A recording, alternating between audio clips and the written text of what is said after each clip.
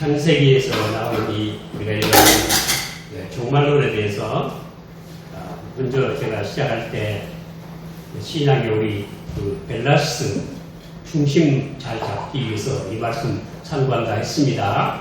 큰 배에 벨라스트라고 하는 축이 있어서 배에 물로 채워 있다 그래요. 제가 잘 모르지만 배가 좌우로 흔들려도 중심을 잡게 되어 있습니다.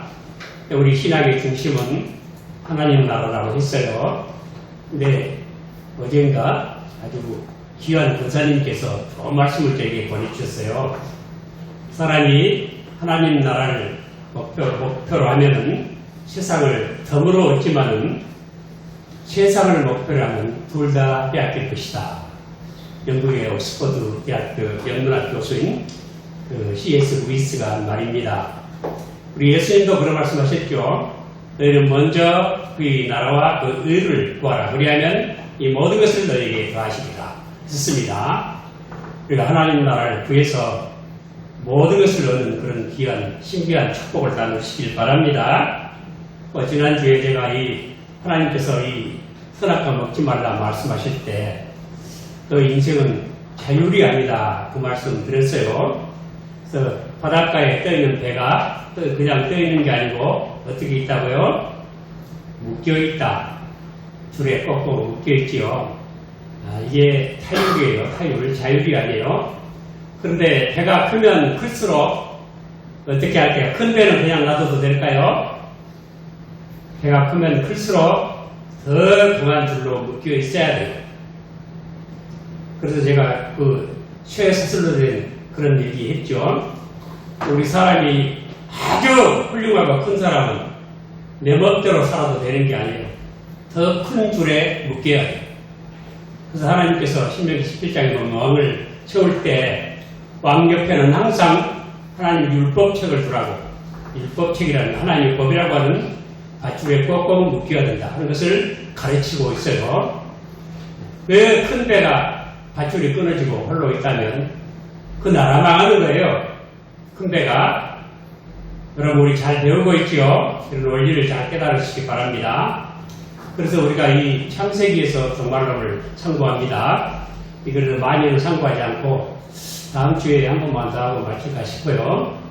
근데 우리가 이 아담은 죄가 있었어요? 없었어요? 아담은 범죄하기 전에 아담은 죄가 없었죠? 네, 그래서 이 상태를 완전 상태라, 무죄 상태 또는 완전 상태라고 해요. 그렇지만 이 완전 상태는 영광 상태는 아니었다. 그렇게 말씀드렸습니다. 완전 상태와 영광 상태가 달라요. 그래서 이 완전 상태는 무죄 상태지만 영광 상태는 또 다른 상태인데 아담은 아직 그런 경지까지 오르지 않았다. 그래서 아담이 어떤 목적에 도착할 것인지에 대해서는 그 앞에 뒤 행로가 남아있고 그 행로를 걸어가는 동안에 뭔가 행하고 행하지 말아야 될 것을 통해서 영광 상태에 갈 것인지 말 것인지를 결정을 하게 됐었다. 그런 말씀 드렸습니다. 그러면 우리가 오늘은 그 영광 상태란 어떤 것인가 여러분들이 잘 아시는 말씀들 6가지만 말씀드리고 마치려고 합니다. 완전 상태는 영광 상태. 어떻게 다른가? 첫째는, 영광 상태는, 낮도 없고 밤도 없는 그런 상태예요. 아담은 죄 없을 때, 어때요? 창세기 1장 보면은, 밤이 되고 아침이 되니, 이는 넷째 날이니라. 밤이 있고 낮이 있고, 해가 뜨고 달 뜨고 그랬죠? 근데 하나님 나라 가면 달과 해가 떠요, 안 떠요? 안 뜬다 했죠? 요한계시록 21장 25절에 보면 성문들을 낮에 도무지 닫지 아니하리니 거기는 밤이 없음이라. 또 22장 5절에 다시 밤이 없겠고 등불과 햇빛이 쓸데없으니 이는 주 하나님이 저에게 비치심이라. 저희가 세세토록 왕노릇하리로다 했습니다. 이 햇빛도 없고 달빛도 없어요. 아담 완전 상태에서는 있었어요. 영광 상태에서는 그게 없어요. 이게 무엇을 의미하느냐면 해가 모든 에너지 근본이 근원이 해에 있어요. 해 때문에 우리가 농사도 지어먹고요. 해 때문에 다 살아요. 햇빛 때문에. 해가 없으면 아무것도 우리가 모든 에너지가 다 끊어지는 거예요. 근데 그 해가 없어요. 그럼 에너지가 없겠네요? 그때는 하나님 영광 에너지가 필요해요. 그 해는, 햇빛 에너지에는 우리가 손상을 입고 너무 더위에 지치기도 하고 많이 죽기도 하고 그러죠. 해를 당할 수 있지만 영광 에너지는 해가 없고 전혀 오염이 없어요. 그래서 병도 없고 아무 환란이 없는 거예요.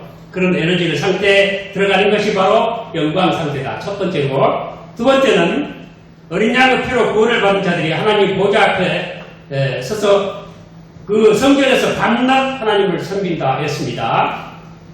어때요?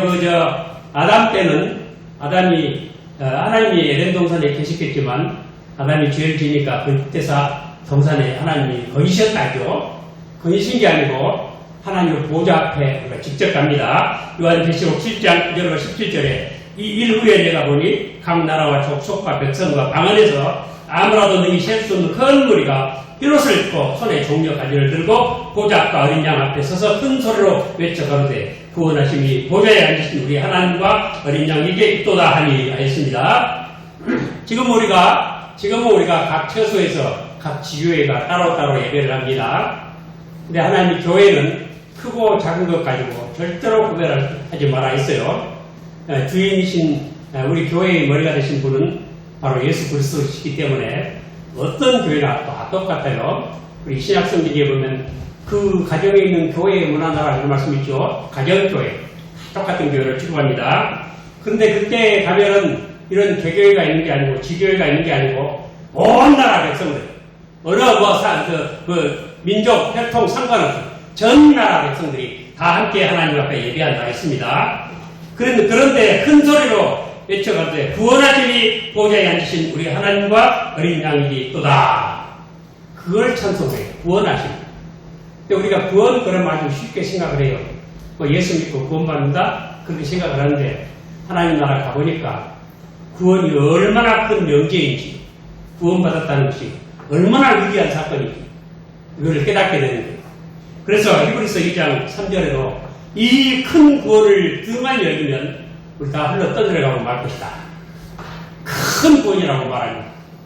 그 천하 모든 사람이 다 함께 모여서 그 구원하심이 우리 하나님과 어린 양에게 있도다. 이 찬송을 부르는 거예요.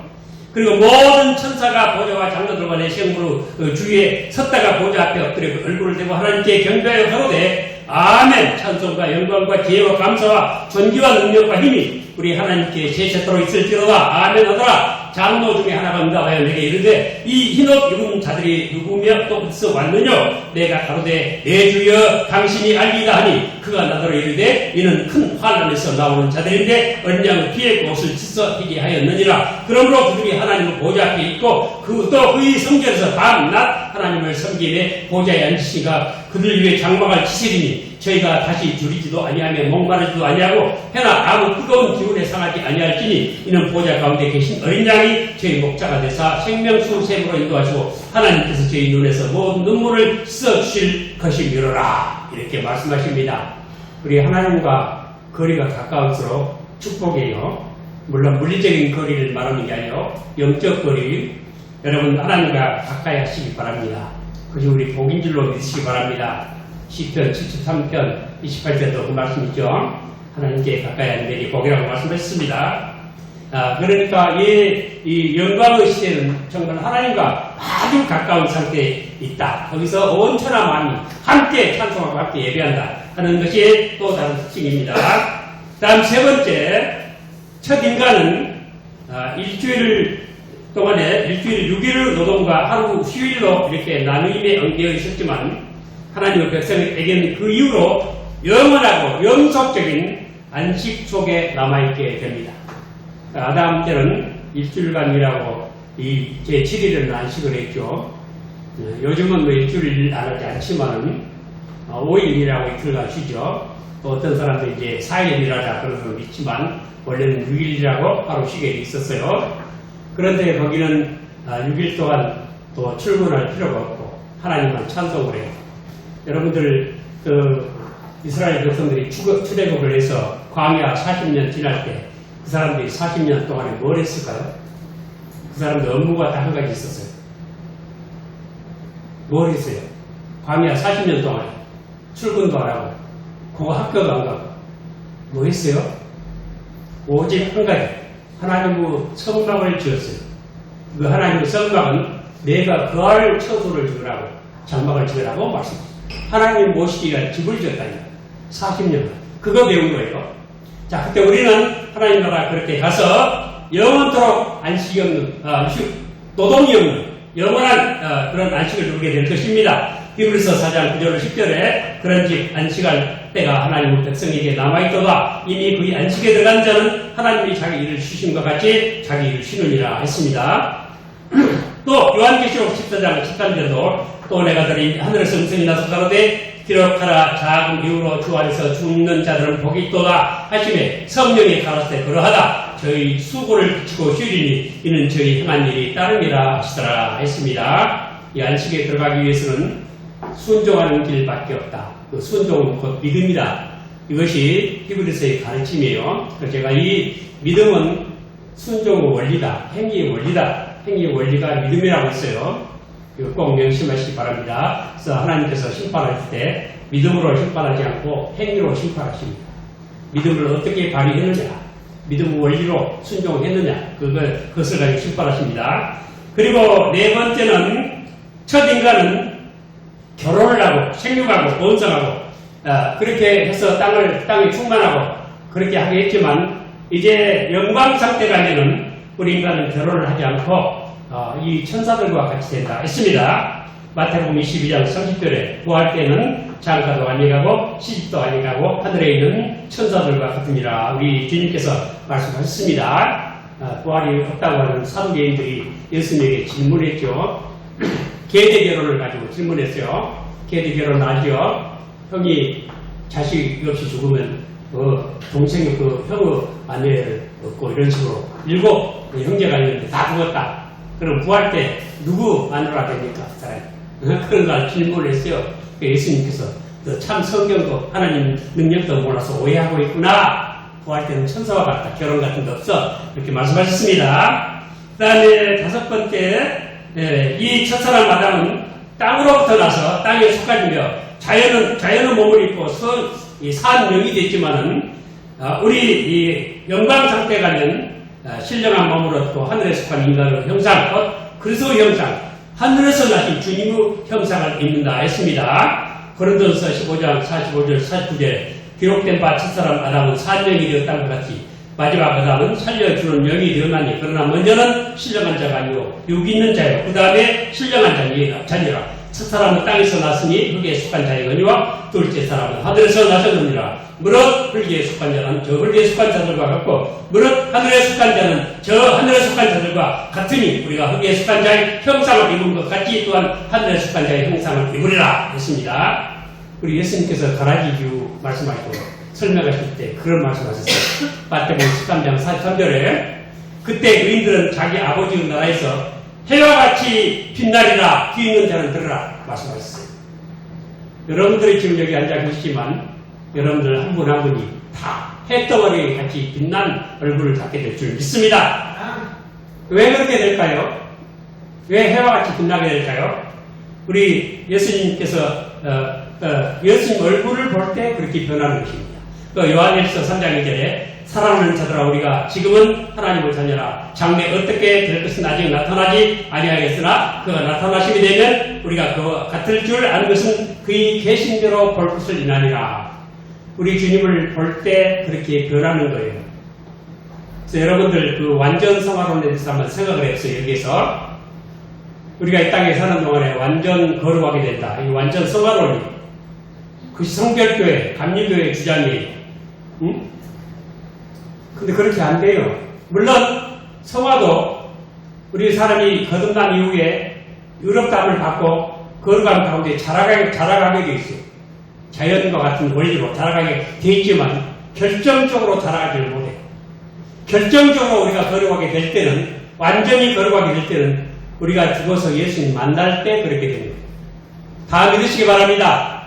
이 완전 성화는 성장하는 과정을 통해서 이루어지는 게 아니에요. 예수님 볼 때 단번에 이루어지는 것입니다. 그 날을 늘 사모하시기 바랍니다. 그때 우리가 예수님 얼굴처럼 해같이 빛나게 될 것입니다. 그것을 예수님이 보여주셨어요. 겨다산상에 올라가셨을 때 그 얼굴이 해와같이 그렇게 되었고요. 요한계시록 1장 16절 이하에도 그 예수님 얼굴이 해같이 빛난 얼굴로 나타나셨습니다. 그래서 요한이 그 얼굴을 보고 죽은 자같이 되었습니다. 여러분들 화장하지 않아도 치장하지 않아도 좋은 옷 입지 않아도 예수님 볼 때 우리 성화가 완성되고 해같이 다 변화가 될 걸 믿으시길 바랍니다. 마지막으로 6번째, 첫사람은 죄를 질 수 있고 죽을 수도 있지만 영광 상태에서 이것이 불가능합니다. 이 범죄의 불가능성. Not able to sin. able not to sin이 아니에요. 죄를 짓지 않을 수 있다가 아니고 not able to sin. 죄를 지을 수가 없다. 요한일서 3장 9절에 하나님께로서 난 자마다 죄를 짓지 아니하나니 이는 하나님의 시각 의의 속에 거하며 저도 범죄치 못하는 것은 하나님께서 낫습니다. 베드로전서 1장 5절에도 내가 말씀에 나타내기로 예비하신 구원을 얻기 위하여 믿음으로 말미암아 하나님 능력으로 보호하심을 입었나니 요한복음 11장 25절에 예수께서 가르치신 나는 부활이요 생명이니 나를 믿는 자는 죽어도 살겠고 무릇 살아서 나를 믿는 자는 영원히 죽지 아니하리니 이것을 내가 믿느냐. 우리는 죄를 질 수 없고 죽을 수 없는 그런 상태에 들어갑니다. 이것이 무슨 상태입니까? 그래서 영광 상태라고 부릅니다. 이제 여러분들 꼭 기억하세요. 우리가 예수 믿고 구원받으면 범죄하기 전후 아담과 같이 된다. 그게 루터 교의 가르침이에요. 그러나 우리는 아니다.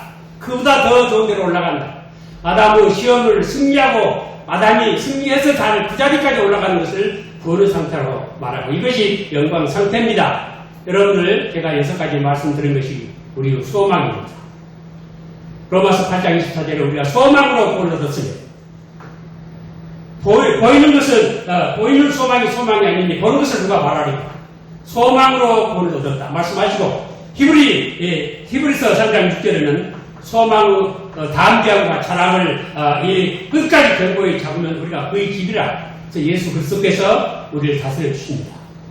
우리의 소망을 끝까지 잡는 사람들, 우리가 그와 같은 영광 상태에 갈 것이라. 이런 믿음을 가지고 오늘 이 어지러운 세계를 이기는 우리 모두 되시길 오늘 주님 이름으로 축원을 드립니다.